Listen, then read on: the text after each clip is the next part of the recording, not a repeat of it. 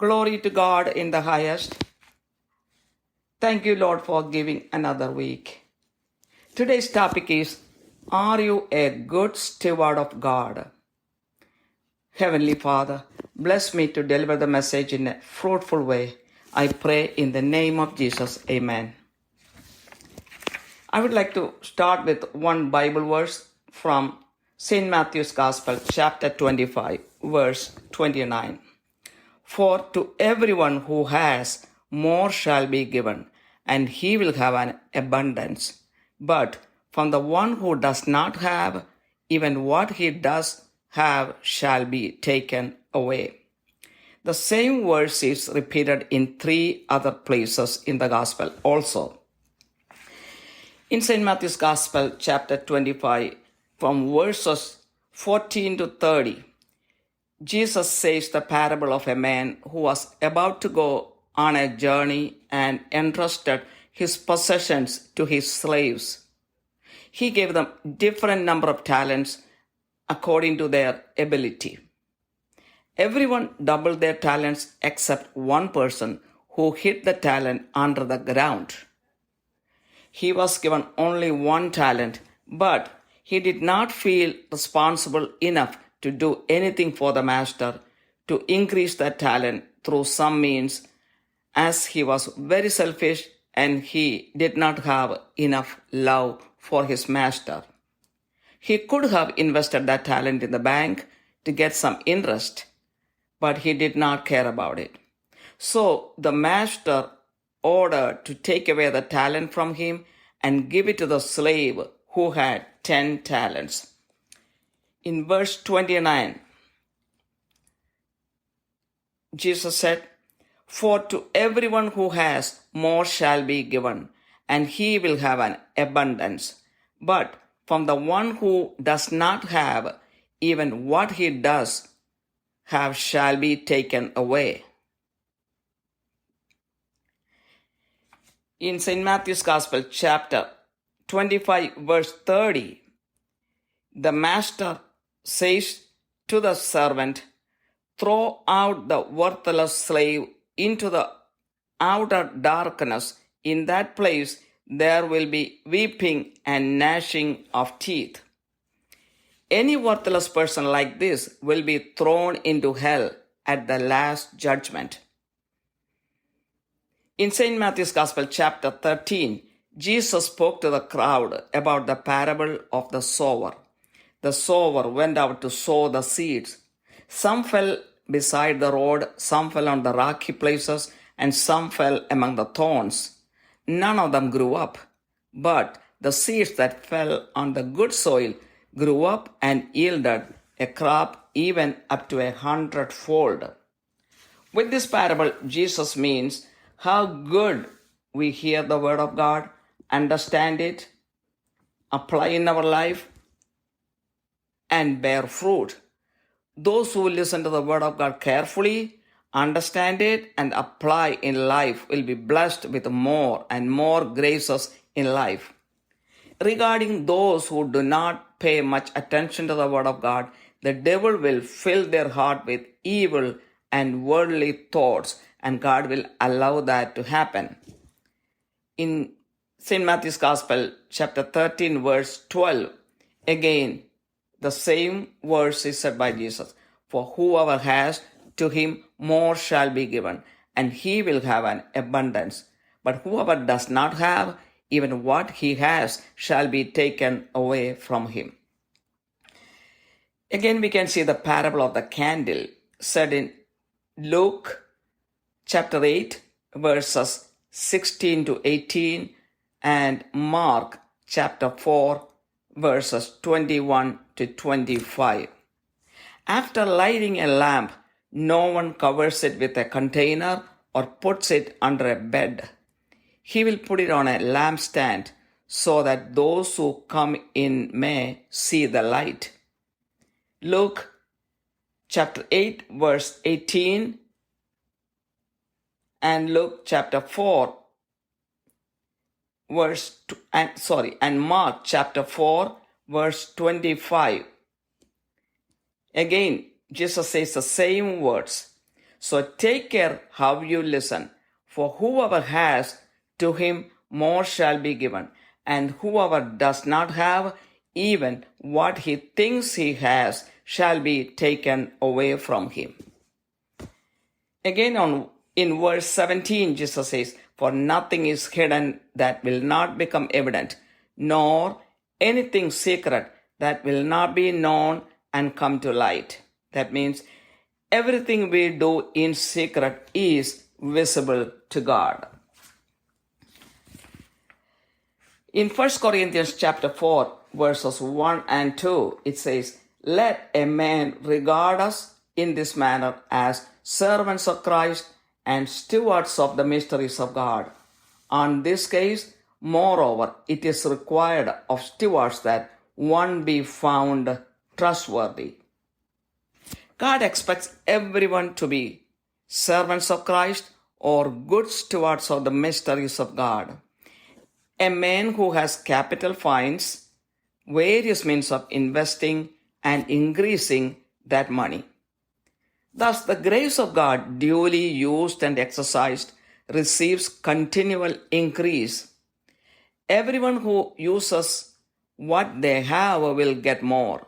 They will have much more than they need. But people who do not use what they have will have everything taken away from them. This is the fundamental biblical principle of stewardship. To everyone who values his blessings and gifts from God and use them wisely, more will be given, or he will be richly supplied so that he will have an abundance. But from the one who does not have, or who has ignored or disregarded his blessings and gifts from God, even what he does have will be taken away. In St. John's Gospel, chapter 1, verse 16, it says, for of his fullness we have all received, and grace upon grace. A Christian's spiritual forces are developed by being properly directed. God will put in his way added opportunities, and as he uses these, he is more and more strengthened and replenished. A servant of God cannot stay idle. Everything he has is given by God. So it is our duty to work for God. The manifestation of the Spirit is given to every man to profit from that and to use the profit to the betterment of himself and others around him. We should use our liberty and privilege to promote the glory of God and the good of the people around us. Jesus Christ did not live and die for himself, but for the redemption of our sins. Those who dislike the character and work of our Lord will not strain themselves for the betterment of their soul or for the soul of others. In Colossians chapter 2, verse 9, it says, for in him all the fullness of deity dwells in bodily form, and in him you have been made complete, and he is the head over all rule and authority. God adds to every effort we make for the glory of God. But if we misuse or ignore the opportunities God gives us to glorify him, he will take away our privileges one by one. For example, the Jerusalem temple was built with the special instruction of God, using the most expensive materials in the world and using thousands of workers. It took 20 years to build that temple. It was a center of attraction, and God resided in it. When the kings and the people turned away from God and started worshiping idols, God could not reside in the temple anymore, and he allowed its destruction. Now, I'm going to ask a dozen questions to brainstorm ourselves. Do we use our resources to glorify God in many ways? What role model do we set for our children? Do we teach our children to thank and praise God for everything they have? Do we teach them to pray and read the Word of God? How do we use our money? Do we spoil our children by giving everything possible in our capacity, or do we give them what they really want? Do we consider helping the poor around us and around the world? Do we take pride in accumulating our bank balance? Do we deny help to the poor and needy who approach you for help? Do we waste our money on alcohol? Do we waste our money on luxuries? How do we use our time? Do we spend enough time every day for praising and worshiping God? Do you spend quality time with your spouse and children? Do you carry out your responsibilities as a father or mother or son or daughter or a sibling? Do you support your family in every aspect? Do you waste your time in gossiping about others? Now I'm going to give some answers. When we use our time to praise and thank God every day, we can expect more and more blessings for ourselves and our family. When we read the Bible every day with the desire to know and understand it, God will make us understand it better. God will make us understand the deeper meaning of the Word of God. When we help the poor, their prayers and God's blessings will be upon us and our family. When we become role models for our children, we'll be blessed to see them flourish in front of our eyes. When we keep away from alcoholism and gossip, God will bless the family with good relationships, peace, and happiness. If we abuse our time, money, and relationships, God will take away our privileges and blessings in many ways. If we are a blessing for our children, they will turn out to be a blessing for the parents. Otherwise, lots of tears may be shed in the future. If the husband and wife are loving, honest, and supportive to each other, you will see the family flourishing in many ways. We should be honest stewards of God in everything He has given to us in order to multiply our blessings. If not, whatever we have can be taken away through unexpected and tragical situations, because the devil is very vigilant in our life and he is constantly looking for our destruction. Again, the same verse I'm going to repeat. For to everyone who has, more shall be given, and he will have an abundance. But from the one who does not have, even what he does have shall be taken away. With this, the message ends here. Heavenly Father, bless each and everyone who heard this message. Lord, help everyone to do the best of their ability to glorify your name, to exercise their talents in the productive ways and receive more and more blessings. I pray in the precious name of Jesus Christ. Amen. ദൈവത്തിരുനാമത്തിന് മഹത്വമുണ്ടായിരിക്കട്ടെ. ഇന്നത്തെ വിഷയം, നിങ്ങൾ ദൈവത്തിൻ്റെ നല്ല ഗ്രഹവിചാരകന്മാരാണോ എന്നുള്ളതാണ്. സ്വർഗസ്ഥ പിതാവേ, ഈ സന്ദേശം അവിടുന്ന് അനുഗ്രഹമാക്കണമേ. ഇത് കേൾക്കുന്നവരിൽ അനേകമേനി ഫലം കായ്ക്കുവാൻ ഇടവരുത്തണമേ. യേശുവിൻ്റെ നാമത്തിൽ തന്നെ ആമേൻ. ഇതിനാധാരമായ ഒരു ദൈവവചനം വായിക്കട്ടെ. മത്തായിയുടെ സുവിശേഷം 25:29. ഉള്ളവന് നൽകപ്പെടും, അവന് സമൃദ്ധിയായി ഉണ്ടാവുകയും ചെയ്യും. ഇല്ലാത്തവനിൽ നിന്ന് ഉള്ളതുപോലും എടുക്കപ്പെടും. ഇത് വേറെ 3 സ്ഥലങ്ങളിലും കൂടെ ഇതേ വചനം യേശു പറഞ്ഞിട്ടുണ്ട്. മത്തായിയുടെ സുവിശേഷം 25:14 മുതൽ 30 വരെ ഒരു ഉപമയാണ്. ഒരു യജമാനൻ ദൂരയാത്രയ്ക്ക് പോകുന്നു. എന്നാൽ പോകുന്നതിന് മുമ്പായിട്ട് അവൻ്റെ ദാസന്മാരെ വിളിച്ച് അവരെ കാര്യങ്ങൾ പരമേൽപ്പിക്കുന്നു. അവരുടെ കഴിവനുസരിച്ച് അവർക്ക് ഏതാനും താലന്തുകൾ കൊടുത്തിട്ട് പോകുന്നു. 1, 2 5 അങ്ങനെ പല താലന്തുകൾ.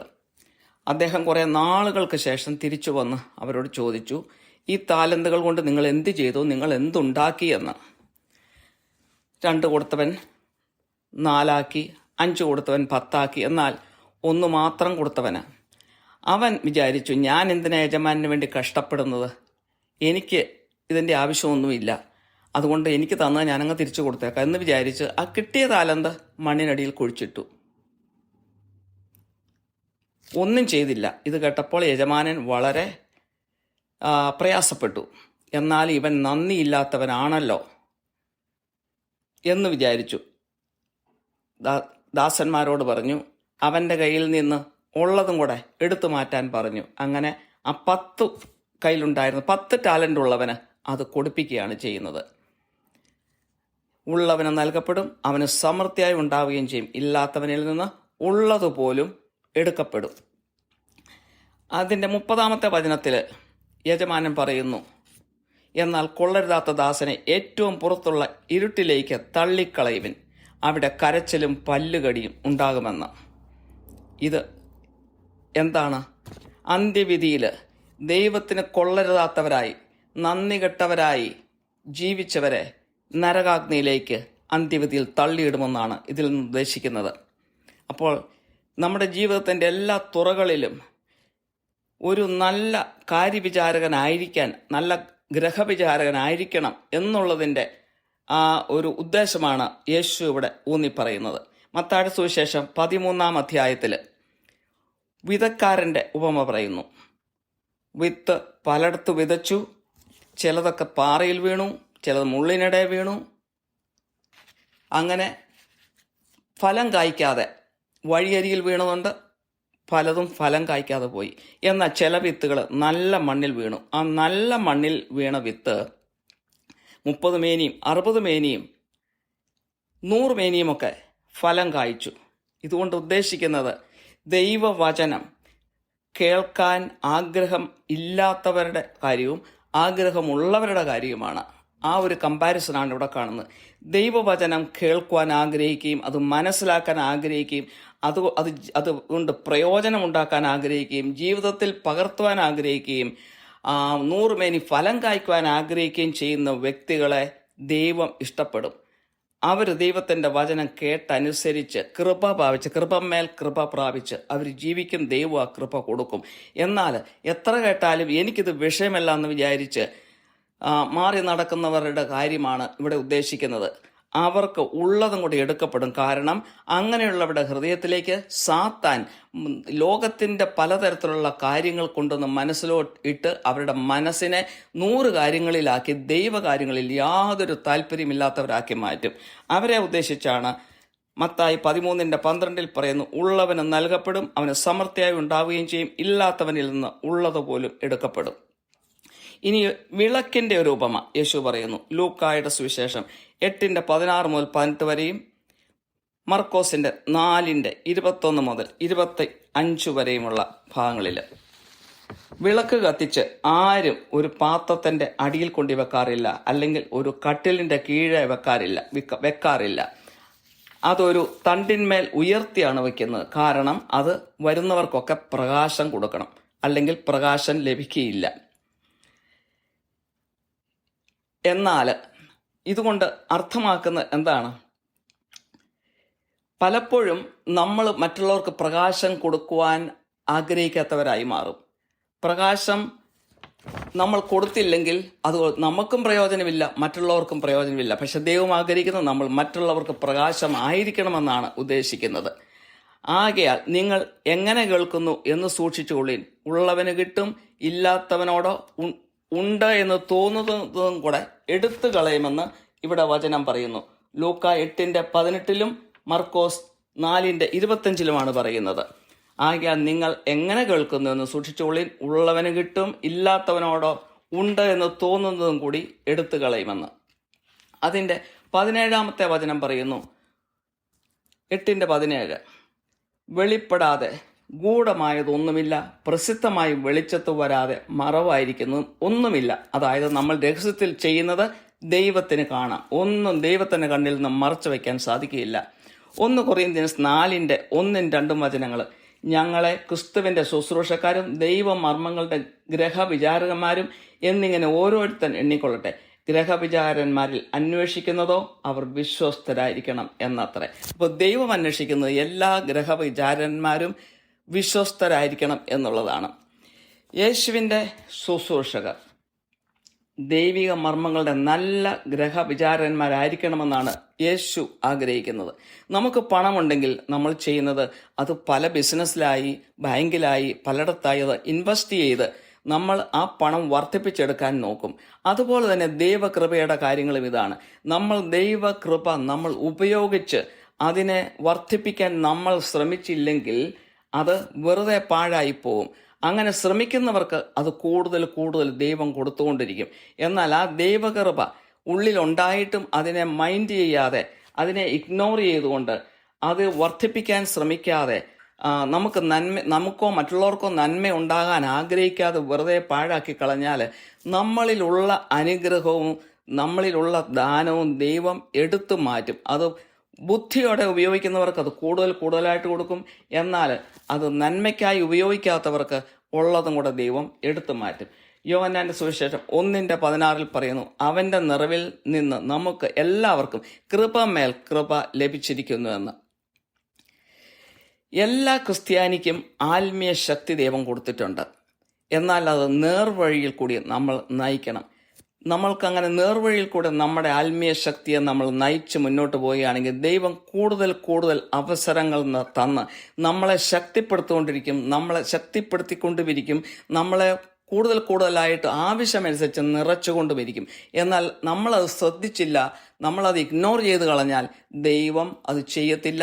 ഉള്ളതിനെ കൂടെ ദൈവം എടുത്തു മാറ്റും. പിശാച് അവിടെ ഇടപെടുകയും ചെയ്യും, നമ്മളെ കംപ്ലീറ്റ് ആക്കുകയും ചെയ്യും. ഒരു ദൈവ ശുശ്രൂഷകന് ഒരിക്കലും മടി പിടിച്ചിരിക്കാൻ സാധിക്കത്തില്ല. കാരണം ഒരു ദൈവ ശുശ്രൂഷന് കിട്ടിയിരിക്കുന്ന എല്ലാ ദാനങ്ങളും ദൈവത്തിൽ നിന്നാണ്. അത് ആ ദൈവത്തിന് വേണ്ടി ഉപയോഗിക്കാനായിട്ടുള്ള കടമ ആ ശുശ്രൂഷകനുണ്ട്. പരിശുദ്ധാത്മാവിന്റെ കൃപാവരങ്ങൾ നമ്മുടെ നന്മയ്ക്കും മറ്റുള്ളവരുടെ നന്മയ്ക്കും വേണ്ടി നമുക്ക് തന്നിരിക്കുന്നു. അത് നമ്മുടെ സ്വാതന്ത്ര്യമനുസരിച്ചും നമ്മുടെ ആനുകൂല്യങ്ങളനുസരിച്ചും ദൈവമഹത്വത്തിനായിട്ടും മറ്റുള്ളവരുടെ നന്മയ്ക്കും വേണ്ടി നമ്മൾ ഉപയോഗിച്ചില്ല എങ്കിൽ അത് വെറുതെ പാഴായി പോവും. യേശു ക്രിസ്തു തന്നിരിക്കുന്നത് അങ്ങനെയല്ലേ? നമുക്ക് വേണ്ടി ചെയ്തിരിക്കുന്നത് അങ്ങനെയല്ലേ? കാരണം നമ്മുടെ പാപങ്ങൾക്ക് വേണ്ടി യേശു ക്രിസ്തുവിന് കുരിശിന്മേൽ മരിക്കേണ്ട യാതൊരു ആവശ്യവുമില്ല. പക്ഷേ അവിടുന്ന് അത് ചെയ്തു, ഒന്നും പ്രതീക്ഷിക്കാതെ. അപ്പോൾ നമുക്ക് കിട്ടിയതിനെ മറ്റുള്ളവർക്ക് കൊടുക്കാനായിട്ട് യേശുവുമായിട്ട് താതാത്മ്യപ്പെട്ടുകൊണ്ട് മറ്റുള്ളവർക്ക് കൊടുക്കാനുള്ള കടമ നമുക്കുണ്ട്. പലരും യേശു ക്രിസ്തുവിന്റെ സ്വഭാവം ഇഷ്ടപ്പെടാത്തവരുണ്ട്. അങ്ങനെ ഇഷ്ടപ്പെടാത്തവർക്ക് ഒരിക്കലും അവരവരുടെ ആത്മാവിന് വേണ്ടി മറ്റുള്ളവരുടെ ആത്മാവിന് വേണ്ടി ഒന്നും ചെയ്യുവാൻ സാധിക്കില്ല. അവർ ലോകത്തിന്റെ മക്കളായിരിക്കും. കൊളോഷ്യൻസ് 2:9 പറയുന്നു, 9-10 അവനിലല്ലോ ദൈവത്തിന്റെ സർവ്വസമ്പൂർണതയും ദേഹരൂപമായി വസിക്കുന്നത്. എല്ലാ വാഴ്ചയ്ക്കും അധികാരത്തിനും തലയായ അവനിൽ നിങ്ങൾ പരിപൂർണരായിരിക്കുന്നു. നമ്മൾ ദൈവമഹത്വത്തിന് വേണ്ടി ചെയ്യുന്ന എല്ലാ പ്രവൃത്തികളെയും ദൈവം അത് വർദ്ധിപ്പിച്ച് നമുക്ക് തന്നുകൊണ്ടിരിക്കും. ഞാനതാണ് അല്പം മുമ്പ് പറഞ്ഞത്. നമ്മളത് മിസ്യൂസ് ചെയ്യുകയോ ഇഗ്നോർ ചെയ്യുകയോ ചെയ്തു കഴിഞ്ഞാൽ നമ്മുടെ അവസരങ്ങൾ വെറുതെ പാഴായിപ്പോവും. നമ്മൾക്ക് തന്നിരിക്കുന്ന ആനുകൂല്യങ്ങൾ ദൈവം എടുത്തു മാറ്റും. ഉദാഹരണമായി ജെറുസലേം ദേവാലയം പണിതത് വളരെയധികം അനുഗ്രഹപ്രദമായിട്ട് ദൈവം പറഞ്ഞു കൊടുത്തതനുസരിച്ച് 20 വർഷം കൊണ്ട് സോളമൻ രാജാവിൻ്റെ എല്ലാ ബുദ്ധിയും കഴിവും ഉപയോഗിച്ച് ലോകത്തിലെ ഏറ്റവും വിലപിടിപ്പുള്ള വസ്തുക്കൾ കൊണ്ടാണ് ഈ ദേവാലയം പണിതത്. എന്നാൽ രാജാക്കന്മാരും ജനങ്ങളും ഒരുപോലെ പിന്നീട് വിഗ്രഹാരാധനയ്ക്ക് പോയി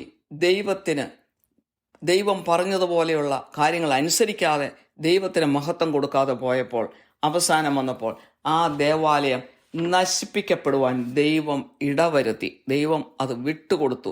പിശാച്, അതായത് മനുഷ്യരിൽ കൂടി പിശാച് പ്രവർത്തിച്ച് ആ ദേവാലയം കംപ്ലീറ്റ് നശിപ്പിച്ചു കളഞ്ഞു. ഇനി ഞാൻ ഒരു ഡസൻ ചോദ്യങ്ങൾ ചോദിക്കുകയാണ്, നമ്മളെ തന്നെ ഒന്ന് അവലോകനം ചെയ്യുവാൻ വേണ്ടിയിട്ട്. നമ്മൾക്ക് കിട്ടിയിരിക്കുന്ന എല്ലാ റിസോഴ്സുകളും, ദൈവം തന്നിരിക്കുന്ന എല്ലാ റിസോഴ്സസും നമ്മൾ ദൈവത്തിൻ്റെ മഹത്വത്തിന് വേണ്ടി ആണോ ഉപയോഗിക്കുന്നത്? നമ്മുടെ മക്കൾക്ക് നമ്മൾ എന്ത് റോൾ മോഡലാണ് സെറ്റ് ചെയ്ത് കൊടുത്തിരിക്കുന്നത്? നമ്മൾ മക്കളെ ദൈവത്തിന് സ്തുതിയും സ്തോത്രവും കൊടുക്കുവാൻ പഠിപ്പിച്ചിട്ടുണ്ടോ? പ്രാർത്ഥിക്കുവാനും ദൈവവചനം വായിക്കുവാനും അവരെ പഠിപ്പിക്കാറുണ്ടോ? നമ്മൾക്ക് ദൈവം തന്നിരിക്കുന്ന പണം നമ്മൾ എങ്ങനെയാണ് വിനിയോഗിക്കുന്നത്? ലോകത്തിലുള്ള നമ്മുടെ പിടിയിൽ നിൽക്കുന്ന രീതിയിലുള്ള എല്ലാ സാധനങ്ങളും വാങ്ങിച്ച് മക്കൾക്ക് കൊടുത്ത് അവരെ സംതൃപ്തരാക്കുകയാണോ നമ്മൾ ചെയ്യുന്നത്? അതോ അവർക്ക് ആവശ്യമുള്ളത് നമ്മൾ കൊടുക്കുകയാണോ ചെയ്യുന്നത്? നമ്മുടെ ചുറ്റുമുള്ള പാവപ്പെട്ടവരെ നമ്മൾ സഹായിക്കുന്നുണ്ടോ? ബാങ്കിൽ ബാലൻസ് കൂട്ടി വെച്ച് അത് കണ്ട് സന്തോഷം നമ്മൾ കണ്ടെത്തിക്കൊണ്ടിരിക്കുകയാണോ? നമ്മുടെ അടുത്ത് സഹായത്തിനായി വരുന്ന പാവങ്ങളെ നമ്മൾ സഹായിക്കുന്നുണ്ടോ? അതോ അവരെ ഒന്നും കൊടുക്കാതെ പറഞ്ഞയക്കുകയാണോ ചെയ്യുന്നത്? ഏറ്റവും എക്സ്പെൻസീവായ മദ്യത്തിന് പണം കൊടുത്ത് മദ്യം വാങ്ങിച്ചു കൂട്ടുന്നവരാണോ നമ്മൾ? ലക്ഷറിയസായ ജീവിതത്തിന് വേണ്ടി പണം വാരി ചെലവാക്കുന്നവരാണോ നമ്മൾ? നമ്മുടെ സമയം നമ്മൾ നേരം വെളുത്താൽ ഉറങ്ങുന്നതുവരെ എങ്ങനെയാണ് ചെലവഴിക്കുന്നത്? ദൈവത്തിന് സ്തുതിയും സ്തോത്രവും കൊടുക്കുവാനായിട്ടും ദൈവത്തെ ആരാധിക്കുവാനും നമ്മൾ എന്തുമാത്രം സമയം നമ്മൾ ചെലവഴിക്കുന്നുണ്ട് ഓരോ ദിവസവും? മക്കളുടെ കൂടെ അല്ലെങ്കിൽ ജീവിത പങ്കാളിയുടെ കൂടെ നമ്മൾ ക്വാളിറ്റി ടൈം സ്പെൻഡ് ചെയ്യുന്നുണ്ടോ? ഒരു ഫാദർ അല്ലെ മദർ അല്ലെ ഒരു സഹോദരൻ സഹോദരി അല്ലെ ഒരു മകന് എന്ന നിലയ്ക്ക് നമ്മുടെ ഉത്തരവാദിത്തങ്ങൾ നമ്മൾ വേണ്ട വിധം നിർവഹിക്കുന്നുണ്ടോ? നമ്മുടെ കുടുംബത്തെ നമ്മൾ വേണ്ട രീതിയിൽ സപ്പോർട്ട് ചെയ്യുന്നുണ്ടോ? നമ്മുടെ സമയം നമ്മൾ പരദൂഷണം പറഞ്ഞ് കളയാറുണ്ടോ? ഇനി ചില ഉത്തരങ്ങൾ ഞാൻ പറയാൻ പോവുകയാണ്.